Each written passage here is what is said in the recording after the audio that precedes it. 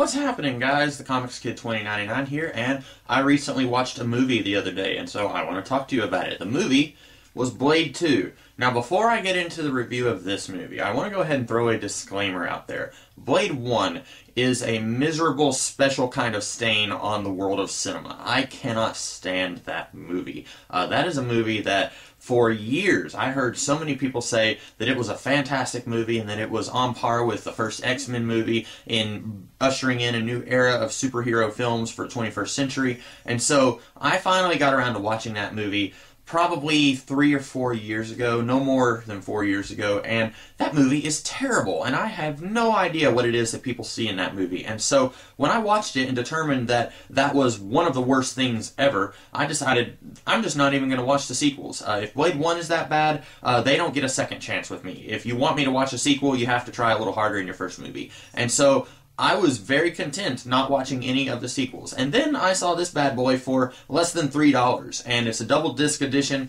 This is a lot of entertainment for less than $3. So I went ahead and watched the movie, and incidentally, another side note, I love listening to commentaries and watching documentaries about movies and extra features and stuff like that, and this double disc selection has 2 commentary tracks on it, so this will keep me busy for a while. But anyway, went ahead and watched the movie, and I liked it. Very shocked. I'm going to go ahead and say I told a friend of mine, I actually think this should have been Blade 1. If you take away one reference to Deacon Frost, who was the villain in the first movie, and then you kind of maybe change up the Whistler subplot a little bit, this could very easily be Blade 1.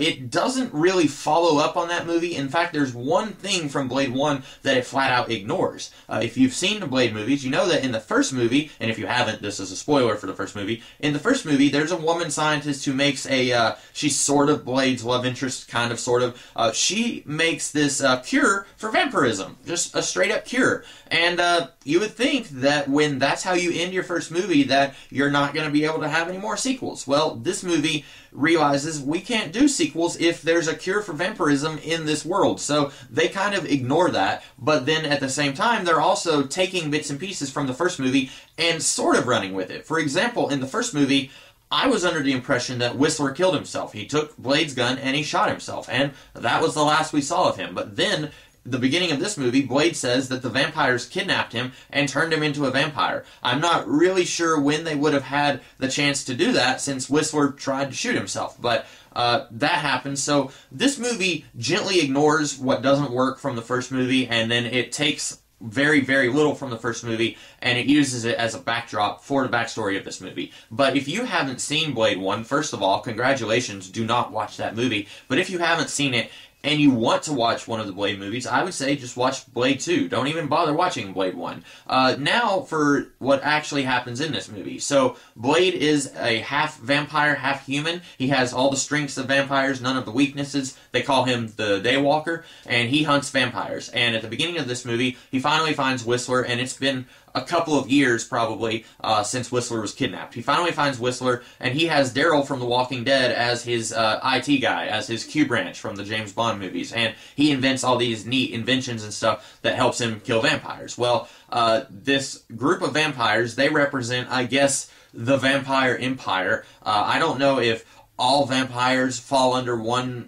dominion, all vampires fall under one kingdom, if you will, or if there's separate kingdoms. Because in the first movie, there was like a board of directors, not really a board of directors, but kind of a monarchy, like a group of vampires who were all the leading council. That's the word I was looking for, council. There was a whole group of them. They were all really old, and they were kind of the leaders of vampire kind. And then they all got killed, and then Deacon Frost got killed. And so this movie, you've just got one vampire who's kind of the king of the vampires. And I'm assuming that he is the last king of the vampires. There may be others somewhere else. You know, he's a Russian guy, so maybe over in Barbados there's another king of the vampires. I don't know. But he has sent a group of vampires to send a message to Blade. And they're basically saying, yes, we know that you hate vampires and you kill vampires. We are vampires, so we shouldn't be here, but we have a common enemy. And they explain there is a new kind of vampire called the Reaper. And they are basically a cross between the Predators and the Aliens from the Predator and Alien movies. Like at one point, the Reaper vampire, their jaws open up kind of like the Predator, and then they've got a little tongue that comes out kind of like the Alien. So when I saw that, I was like, like, oh, it's the Predalien, but actually done right. And so these guys, they are to vampires what vampires are to humans. They are basically the next stage in evolution for vampires, and they can turn vampires into ubervamps, or whatever it is you want to call them. Reapers, Predaliens, ubervamps, it doesn't matter.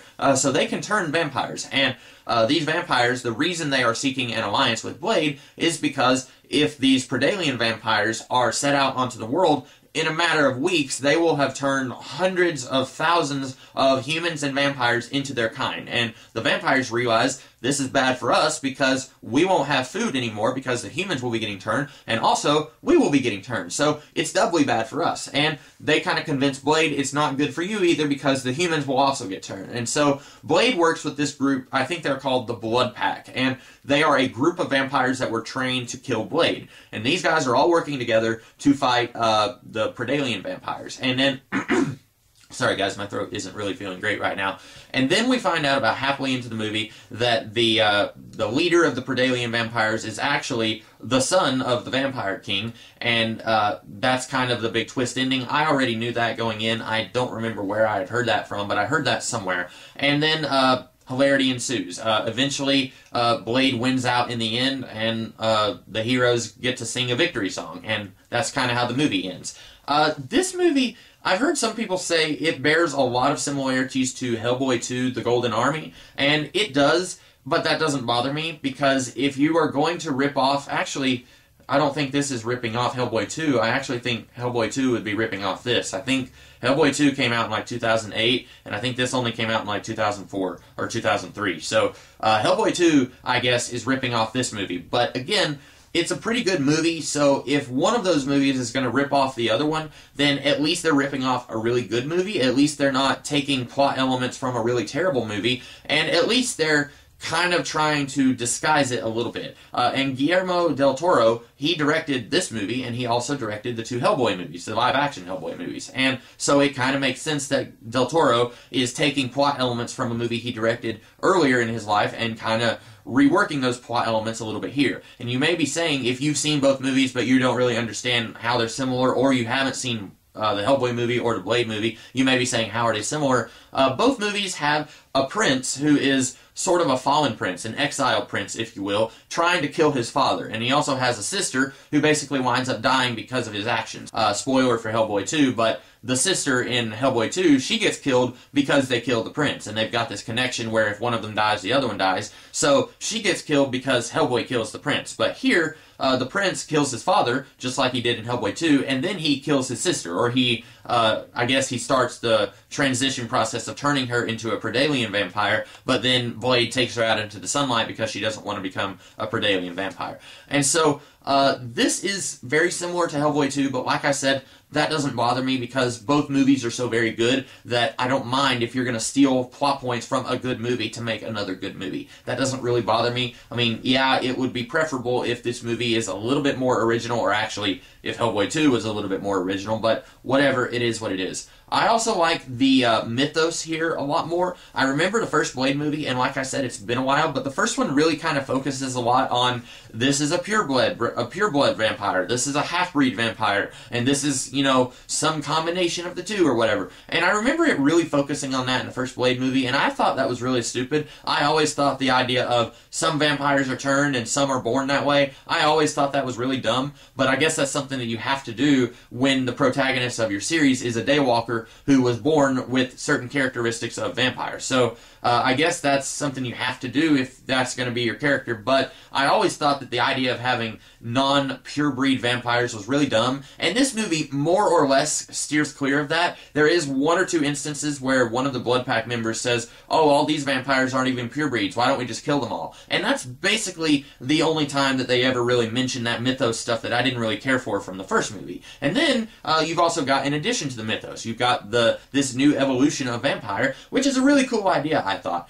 In the world of Blade, they try to pass off vampirism as a virus. They don't say that it's a mystical thing. They say it's a virus. A vampire passes its saliva into the bloodstream of its prey, and then it catches the virus and it becomes a vampire. And so this is a very sci-fi vampire kind of mythology. And so it makes sense that you would have this old vampire guy, spoilers for this movie, he is trying to create a modification of this virus to make vampires stronger. And so that's where the Predalien vampires come from. And for some reason, the first Predalien, the prince, he can live as long as he wants. But then everyone that he turns, if they don't get fed, they eventually die, like, very soon. I don't really understand how that works, why he doesn't die, but all of his turnees, why they would die if they don't feed regularly. They don't really explain that. But for some reason, he's stronger than all of them. But anyway, I think it's a really cool idea that the vampires are trying to create a stronger breed of vampires. And these Predalien vampires, they are immune to garlic, they're immune to silver, and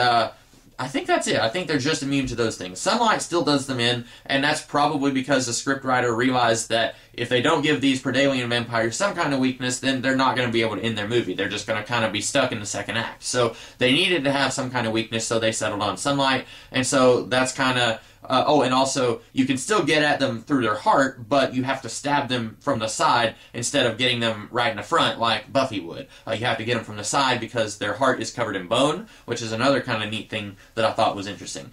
This movie, I'm probably shining a reflection on the camera. I'm not meaning to do that. This movie also has a sort of romantic relationship between one of the vampires in the Blood Pack and Blade. And it's actually, she is the daughter of the King of the Vampires. And when I first saw her on the screen, I was like, oh no, they're going to do a relationship between these two? This is going to be stupid. And fortunately for me, they didn't really do a relationship between these two. They didn't have Blade and her kiss or anything like that, but by the end of the movie, you can tell that these two have a mutual admiration for each other, and I think that worked very well. They didn't do a romantic relationship between the two. They had more of a platonic warriors. We're both warriors, and we both admire each other mutually, and I really like the way they did that. Blade realized that a vampire who is born a vampire really can't help the way she was born. She has to be a vampire. She doesn't have any choice. And I guess technically somebody who is turned by a vampire also doesn't have a choice, but this movie kind of sort of plays with the vampire mythos in a way where it almost makes Blade look morally ambiguous. I almost couldn't say the word ambiguous. It almost makes Blade look like a bad guy because he goes out and kills vampires, and to be fair, the vampires that we see him kill, they are all bad people who are killing human beings, and they don't need to be doing that. But then we also see that here's a vampire who we never see her killing human beings. Now, presumably, she does drink human blood in some way, but at one point they're in a rave where all of these humans are freely giving their blood to these vampires. So it's not as black and white as Blade maybe likes to think that it is. Not all vampires are evil, as it turns out in this movie. We've got Nyssa, not to be confused with the daughter of Ra's al Ghul. Nyssa is a vampire who isn't really a bad guy. And then you've got other vampires who are very bad. And then you've got the Predalien vampires who are also pretty bad. And, spoilers, you've even got human beings who are bad. There's a couple of human beings here who are not really good people. And so the world isn't as vampires bad, humans good, as Blade maybe likes to think. And he kind of goes through that character arc in this movie, and it's a good character arc. And again, I really wish that this movie had been the first Blade movie. I really wish we could have built from this and gone forward with a good franchise of Blade movies. Now, I still haven't seen Blade Trinity. I don't know if I ever will. Unless I see it somewhere cheaper than this movie, I highly doubt that I'm ever going to see Blade Trinity. Because everyone seems to agree that Blade Trinity is bad, while everyone else seems to think that the first Blade movie is good, and I thought that the first Blade movie was awful, so for all I know, maybe I'll really enjoy Blade Trinity if I ever see it. But that is neither here nor there. Right now I'm talking about Blade 2, which I really liked. This was a good movie. I enjoyed it a lot, and that is coming from someone who really hated the first Blade movie. And so, that's about all I have to say about this movie. I enjoyed it a lot. I have a lot more that I feel like I could say, but I've been talking for a long time, so I wanted to go ahead and end this video. But I like this movie. I was surprised, but I did enjoy it. I recommend it to anybody who is looking for a good vampire movie, a good Marvel superhero movie. This is a Marvel Comics character. Some people may not know that. And so, that's about all I have to say. I hope that you guys liked this video. If you did, be sure to like, share, comment, and subscribe. And I will do another couple of videos for you later in the week. So, you guys will see those later, and I will see you later in the week. Have a good one.